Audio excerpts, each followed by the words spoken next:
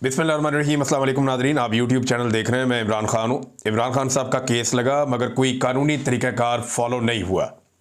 यानी इमरान खान साहब का तोशाखाना 2 का एक केस सुना जा रहा है अडियाला जेल में, लेकिन कोई कानूनी तरीक़ाकार फॉलो नहीं किया जा रहा। एक दिन पहले अचानक बताया जाता है कि जनाब अब केस लगेगा। ना ही वकला को अंदर जाने दिया जाता है, ना ही फैमिली को अंदर जाने दिया जाता है, और ना ही आज़ाद मीडिया को अंदर जाने दिया जाता है। तो इस तरीके से तो केस लग रहा है। इमरान खान के केसेस की अडियाला जेल में जो समाअत हुई है, अब उसमें 29 जुलाई तक इसको मुलतवी कर दिया गया है और फैमिली और वकला को बुलाए बगैर ये समाअत मुलतवी की गई है और किसी को अंदर नहीं जाने दिया गया। इमरान खान साहब से मुलाकात नहीं करवा रहे इदारे। वो नहीं चाहते कि इमरान खान साहब सामने आए और खुलकर बात करें, क्योंकि इस वक्त इमरान खान साहब जिस मोड में चले गए हैं या जिस तरह वो चारखाना हो गए हैं, उसकी वजह से पाकिस्तान की मिलिट्री एस्टेब्लिशमेंट में परेशानी है कि ये आदमी जिस लेवल पे चला गया है इस वक्त इसको फेस करना मुनासिब नहीं लग रहा उन्हें। वो डरे हुए हैं और वो इमरान खान साहब का सामना नहीं कर सकते, लिहाजा इमरान खान की फैमिली को भी नहीं मिलने दे रहे। जज ने बार बार अंदर से पैगाम भिजवाया, लोग अंदर से गए भी। इमरान खान साहब की बहनों ने यह बताया कि लोग हमारे पास आए, उन्होंने कहा जी कि जज साहब बुला रहे हैं, जज साहब बुला रहे हैं, उनकी फैमिली को भी, जज साहब बुला रहे हैं उनके वकला को भी। लेकिन जो सुप्रिटेंडेंट ऑफ जेल है उसके बारे में ये कहते हैं कि ये ऐसा आदमी है जो ना कानून में मानता है ना इंसाफ में मानता है, और इसके दिमाग में सिर्फ एक ऐसा लगता है कि पट्टी बंदी हुई है कि जो एस्टेब्लिशमेंट कहेगी वही करना है, जो मिलिट्री एस्टेब्लिशमेंट का हुक्म है उसको पूरा करेंगे और उसी से जो है वो इनकी नौकरी भी बचेगी और इनको सहूलत भी मिलेगी। बहरहाल ये जो मर्जी कर ले, ये एक दिन तो सूरज गुरूब हो जाएगा। मिलिट्री एस्टेब्लिशमेंट के इक़्तिदार का सूरज भी गुरूब हो जाएगा एक दिन, और एक दिन ये जो झूठी हुकूमत है ये भी धड़म से गिर जाएगी और ये अपने बोझ से ही गिर जाएगी। पब्लिक ने तो फैसला जब करना है तब करना है, लेकिन ये हुकूमत चलती दिखाई नहीं दे रही। उसका रीज़न है इन्होंने हर चीज़ ही बर्बाद कर दी है। मुल्क के अंदर कोई एक चीज़ या कोई एक महकमा या कोई एक सिमत वो जो ठीक चल रही हो वो ये आइडेंटिफाई करके बताएं कि ये ठीक चल रहा है। मईशत मुकम्मल तौर पे बर्बाद है। कौमी खजाना, उसमें कौम का पैसा नहीं है, पाकिस्तान का पैसा नहीं है, उसमें चाइना का, उसमें सऊदी अरब का, यूएई का और उधार का बैंकों का पैसा पड़ा हुआ है। वो पैसा हमारा नहीं है। हमारा बजट फुल खसारे में जा रहा है।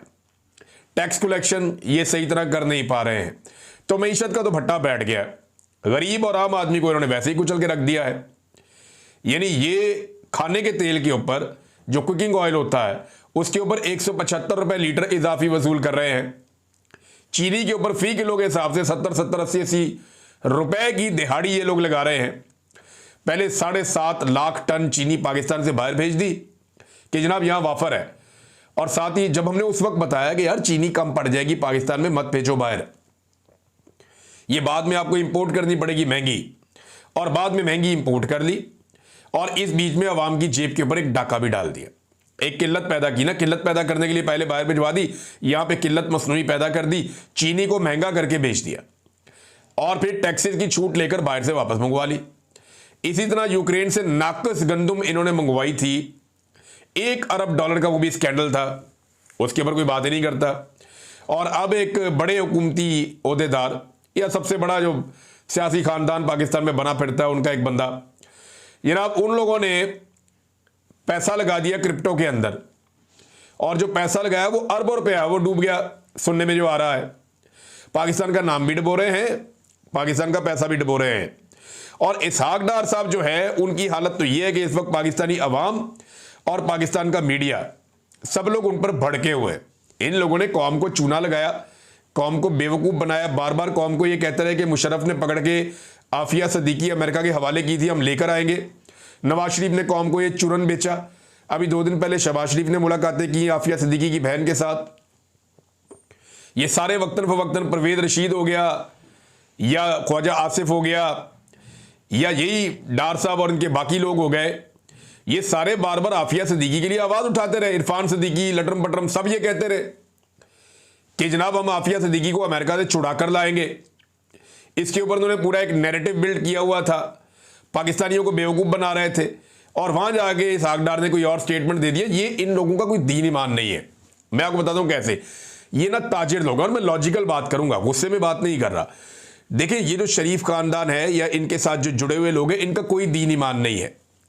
नवाज शरीफ का भाई जो है वो आफिया सिद्दीकी की बहन के साथ बैठकर आफिया सिद्दीकी की रिहाई के लिए बात करता है। शहबाज शरीफ, नवाज शरीफ का समधी जो है वो अमेरिका में जाकर कहता है जी आफिया सिद्दीकी की गिरफ्तारी बिल्कुल कानून के मुताबिक है, और ठीक गिरफ्तारी हुई है उसकी। इसी तरह हमने इमरान खान को भी गिरफ्तार किया हुआ, वो वहां पे आफिया सिद्दीकी के ऊपर होने वाला जुल्म उसको जस्टिफाई कर देता है। ये ताजिर लोग हैं, ये कारोबारी लोग हैं, ये जहां मुनाफा देखते हैं वहां सजदा करते हैं। ये अपने मुनाफे और अपने फायदे को देखकर फैसला करते हैं कि इन्होंने कौन सी लाइन लेनी है। आपको याद नहीं है ख्वाजा आसिफ ने क्या किया था अमेरिका में जाकर? पाकिस्तान में ख्वाजा आसिफ सरदर्द की बाजी लगाकर यह साबित करना चाहते हैं कि इमरान खान साहब जो हैं वो यहूदियों के एजेंट हैं, या वो मगरिब के मुलाजिम हैं, या वो अमेरिका की खुशनुदी है, इन चक्रों में वो ये साबित करना चाहते हैं यहां पे। लेकिन जब अमेरिका में यही ख्वाजा आसिफ साहब अमेरिकी मीडिया के सामने बैठते हैं तो वहां पे यही ख्वाजा आसिफ साहब कहते हैं जी अमेरिका इस बात को समझे कि हम बड़े लिबरल लोग हैं, हम तो बड़े मगरिब को चाहने वाले लोग हैं। ये तो इमरान खान है जो इस्लामी पॉइंट ऑफ व्यू रखता है। इमरान खान हमसे ज़्यादा इस्लामी है, इमरान खान हमसे ज़्यादा इस्लाम को और उसके कवानीन को और उसकी चीज़ों को फॉलो करता है, बुनियाद परस्त आदमी है, वो ज़्यादा फंडामेंटल है। हम तो बहुत लिबरल हैं, हम तो आपकी तरह के लोग हैं। और ये तो अमेरिका में जाके कहते हैं जी इमरान खान शलवार कमीज क्यों पहनता है। अमेरिका में जाके ये इस तरह की बातें करते हैं कि जनाब इमरान खान तो असल मुसलमान है, यहां पे आके कहते हैं नहीं वो यहूदियों का एजेंट है। तो ये जहां पे जो सौदा बिकता है वहां पे वो वाला सौदा बेचते हैं। अच्छा, ये काम जो है ना ये आज से 10-20 साल पहले तक हो जाता था, लेकिन जब सोशल मीडिया का एक फिनोमिना आया ना तो पूरी दुनिया एक ग्लोबल विलेज बन गई। जो एक्चुअल ग्लोबल विलेज बना है वो सोशल मीडिया के आने के बाद बना है। अब ग्रॉक जैसी आर्टिफिशियल इंटेलिजेंस के टूल्स मौजूद हैं, उनसे आप पूछें तो वो सारे स्टेटमेंट उठा के सामने रख देते हैं। वो 1 मिनट में पोस्टमार्टम कर देता है और एक एक चीज़ याद भी दिला देता है। तो अगर इंसानी दिमाग से कोई चीज़ मुबहम हो गई है, आप भूल भी गए हैं, तो आपको पास आर्टिफिशियल इंटेलिजेंस है और सोशल मीडिया का दौर है। अब ये अमेरिका में एक बात करते हैं, सेम टाइम में वो बात पाकिस्तान में सुनी जाती है। ये नहीं हो सकता कि आप उन्हें कोई और बात करके उन्हें मुतमईन कर दें और यहां पे आगे कोई और बात करके पाकिस्तानियों को बेवकूफ़ बना लें। वो दौर चला गया। डार साहब की चंगी मंजी ठुक रही है और पाकिस्तान की आवाम जो है वो सख्त गुस्से में है कि यार ये आदमी आफिया सिद्दीकी के ऊपर जुल्म हो रहा है। मुबैना तौर पे उनका वहाँ पे जिनसी तौर पे उनको निशाना बनाया गया है, उनके ऊपर बड़ा तशद्दुद हुआ है, उनकी हालत बहुत ख़राब है। उनके वकला जो बताते हैं वो सुनने के बाद आप कानों को हाथ लगाते हैं जितना जुल्म आफिया सिद्दीकी के ऊपर अमेरिकन जेल के अंदर हुआ है। 86 साल की सज़ा अमेरिका में उन्हें सुनाई गई है और ये बंदा वहाँ पे बैठ के जस्टिफाई कर रहा है उस सज़ा को। हैरत होती है, इन्होंने पाकिस्तान की हर चीज़ को बर्बाद कर दिया है और अब ये अपनी बर्बादी पे भी तुले हुए। और नवाज शरीफ की सियासत एक्चुअली यही है। अमेरिका में किया क्या, देखें, एक तो मादनियात है ना पाकिस्तान की, इसको आप समझे कि ये फैसला हो गया है कि पाकिस्तान की मादनियात और कीमती मिनरल्स जो रेयर अर्थ मिनरल्स हैं ये अब अमेरिका के हवाले करने का फैसला हो गया है। और ये पाकिस्तान की एस्टेब्लिशमेंट ने फैसला कर लिया है कि इमरान खान से बचना है तो अमेरिका की हर बात माननी पड़ेगी। कुछ भी गिरवी रखना पड़ा, कुछ भी देना पड़ा, वो दे देंगे। इमरान खान के सामने सरेंडर नहीं करेंगे। वजह यह है कि इमरान खान पाकिस्तानी कौम को लेकर एस्टेब्लिशमेंट के इक्तदार का सूरज हमेशा के लिए ग़रूब कर देगा। लिहाजा ये अमेरिका के तलवे भी चाट लेंगे, लेकिन इस वक्त इमरान खान जो है उसका सामना ये नहीं करेंगे। मादनियात अमेरिका के हवाले करने का आत्मी फैसला हो गया। 27वीं आईनी तरमीम इस सूरत अब होगी, इसके लिए हर सूरत में की जाएगी। और मैं आपको पहले बता रहा हूं कि 27वीं आईनी तरमीम का ड्राफ्ट बनना शुरू हो गया है और 27वीं आईनी तरमीम के ड्राफ्ट के ऊपर पाकिस्तान की एस्टेब्लिशमेंट कुछ कानूनी दिमागों के साथ मिलकर काम शुरू कर चुकी है, उसके ऊपर काम हो रहा है। फजल रहमान इसमें सहूलतकारी फराहम करेंगे। फजल रहमान का फ़ायदा ये होगा कि उन्हें कुछ आने वाले इलेक्शन में एडजस्ट किया जाएगा, कुछ अभी एडजस्ट किया जाएगा, कुछ फजल रहमान साहब के हवाले से करप्शन के और दीगर मामलात हैं तो उसमें भी उनको रिलीफ दे दिया जाएगा कि जनाब ठीक है, आपको हम नहीं छेड़ते, आप हमें ना छेड़ें। ये 27वीं आईनी तरमीम करवाएं और इसमें जो है फाटा को या जितने कबायली इलाके हैं उनको वफाक के अंडर करवाएं वापस, ताकि वहाँ की जो मादनियात हैं वो हमारे हवाले हो जाएँ। तो अब 27वीं आईनी तरमीम में बंदोबस्त किया जाएगा, चाहे ऐसे किया जाए चाहे ऐसे किया जाए। बंदोबस्त तो किया जाएगा ताकि मादनियात अमेरिका के हवाले करने के रास्ते में कोई रुकावट बाकी ना रहे। गंडापुर ने एक इजाफी सेनेटर देकर एस्टेब्लिशमेंट की भरपूर खिदमत की है। एक इजाफी सेनेटर देने के बाद गंडापुर ने एस्टेब्लिशमेंट की यह मुश्किल आसान कर दी कि 2/3 अक्सरियत के लिए उन्हें मारधाड़ करनी पड़ती थी, अब नहीं करनी पड़ेगी। तो फजलुर रहमान साहब भी काम आ जाएंगे, गंडापुर साहब भी काम आ गए और 2/3 अक्सरियत भी करवा दी गई। तो अब सब कुछ एस्टेब्लिशमेंट के कंट्रोल में है। लेकिन देखिए, एक मंसूबा तो इंसान बनाता है और एक हमारा रब बनाता है, और रब का मुकाबला कोई नहीं कर सकता। अल्लाह रब्बुल इज़्ज़त वही इज्जतों का, जान का, माल का, इक़्तिदार का, हर चीज़ का मालिक है और वही फैसला साज है। वो फैसला करता है और जो वो कहता है और जो वो चाहता है वही होता है। होना तो वही है, ये जितनी मर्जी प्लानिंग कर लें। नाज़रीन, एक मैं ऑडियो सुन रहा था और वीडियो देख रहा था, ये मैं चाहता हूं मैं आपके सामने ये चीज़ ज़रूर रखूं। एक घर के अंदर छापा पड़ रहा है और ये एक रिटायर कर्नल है, उसका घर है। ये कर्नल जो है मलिक रियाज साहब के बाद नौकरी करता है, लिहाजा आजकल मलिक रियाज ज़ेर-ए-ताब है तो मलिक रियाज के बंदे भी उठाए जा रहे हैं। तो ये जो रिटायर कर्नल है, इसका बेटा हाजिर सर्विस मेजर है। अब जनाब यहां पे आवाज़ें ये आ रही हैं कि हाजिर सर्विस मेजर के घर पे हमला कर दिया, हाजिर सर्विस मेजर के घर के ऊपर आकर आपने ये छापा मारा है, हाजिर सर्विस मेजर के घर के अंदर आप कैसे बगैर वारंट के दाखिल हो सकते हैं। क्यों भाई, मेजर आसमान से उतरा है? क्यों? वो लोहे की रोटी खाता है? वो हमारी तरह का पाकिस्तानी है, हमारी तरह का इंसान है। जब एक उस्ताद के साथ ये हो सकता है, एक डॉक्टर के साथ ये हो सकता है, एक मजदूर के साथ ये हो सकता है, एक किसान के साथ ये हो सकता है, एक प्राइवेट नौकरी करने वाले के साथ ये हो सकता है, एक सहाफ़ी के साथ ये हो सकता है, एक शायर के साथ ये हो सकता है, तो मेजर ने यूनिफॉर्म पहना हुआ है तो वो आसमान से उतरा हुआ है क्या? अगर बाकियों के साथ गलत हुआ तो ये भी गलत है, और अगर ये ठीक हो रहा है तो फिर बाकियों के साथ भी ठीक बोलो। भाई मेजर के घर पे ये क्या दो पाकिस्तान है या अलग है? कि जो मिलिट्री के लोग हैं उनका पाकिस्तान अलग है और जो सिविलियन कीड़े मकोड़े हैं उनका पाकिस्तान अलग है। अभी थोड़े दिन पहले कराची से एक ऑडियो आई हुई थी, वो एक प्रोफेसर साहब है, उन्होंने बताया भी, उन्होंने फौजी अफसर का जो मुलाजिम था उसको बताया भी कि यार मैं प्रोफेसर हूं, पढ़ाता हूं बच्चों को इतने साल से, उसके मुंह पे थप्पड़ मारा प्रोफेसर के, तो उसकी इज्जत नहीं थी। ये जो लोग जवाब दे रहे हैं ना कि एक मेजर के घर के ऊपर क्यों छापा मारा गया बगैर वारंट के, उनको डूब के मर जाना चाहिए। हर पाकिस्तानी की इज्जत उतनी है जितनी इस मेजर की इज्जत है। बाकी पाकिस्तानी भी उतने ही पाकिस्तानी है जितना ये मेजर पाकिस्तानी है। भैया मेरे घर पे छापा पड़ सकता है, मेरे साथ जुल्म हो सकता है ये, और मैं एक चीज आपको सबको बताऊं, ये आग आपके सबके घरों तक आएगी, चाहे आप किसी भी महकमे में किसी भी इदारे में काम करते हैं। मिलिट्री एस्टेब्लिशमेंट अपने मफाद के सामने किसी को खड़ा नहीं होने देगी। ये अपने मफाद के सामने कुछ बर्दाश्त नहीं करते। मुझे कहते थे आईएसआई के लोग जब मैं उनकी हिरासत में था, गैर कानूनी हिरासत में, मुझे कहते थे इमरान साहब हम जानते हैं आप मुहिब वतन आदमी हैं, लेकिन हमारी ये मजबूरी है, आप हमें बाहर सूट नहीं करते, ये वो कहते थे। तो आप जितने मर्जी मुहिब वतन हो, आप जितने मर्जी वफादार हो, आपने अपने मुल्क के लिए जितनी भी कुर्बानी दी हो, आप जब भी मिलिट्री एस्टेब्लिशमेंट के मफाद के खिलाफ जाएंगे ये आपको निशानी व्रत बनाएंगे। आपको जनरल अमजद शोएब साहब याद है, सारी जिंदगी फौज की खिदमत की, उठा के उसको जेल में डाल के उसका तस्वीर बना के लगा दिया। कितने ही लोग ऐसे हैं जिनके ऊपर बदतरीन तशद्दुद किया गया जो फौज में सर्व कर चुके हैं। वो ये कोई फर्क नहीं पड़ता इससे कि ये फौजी है या वो, सब पाकिस्तानी है। किसी के घर में भी घुसेंगे तो उतनी तकलीफ होनी चाहिए, चाहे कोई गरीब आदमी हो, चाहे किसी का एक कमरे का घर हो, चाहे कोई किसान है या मजदूर है, उसकी भी इज्जत उतनी है जितनी किसी मेजर की या जनरल की या किसी की भी इज्जत हो सकती है। तो ये एक तो मैं ये बता रहा हूं। मुझे इस ऑडियो में सिर्फ एक चीज पे प्रॉब्लम हुआ, बहरहाल बगैर वारंट के घरों में ये घुसते हैं और बगैर वारंट के घरों में छापे मारते हैं। जो इन्हें हुक्म दिया जाता है उसके बाद ये वही काम करते हैं जो इन्हें हुक्म मिलता है।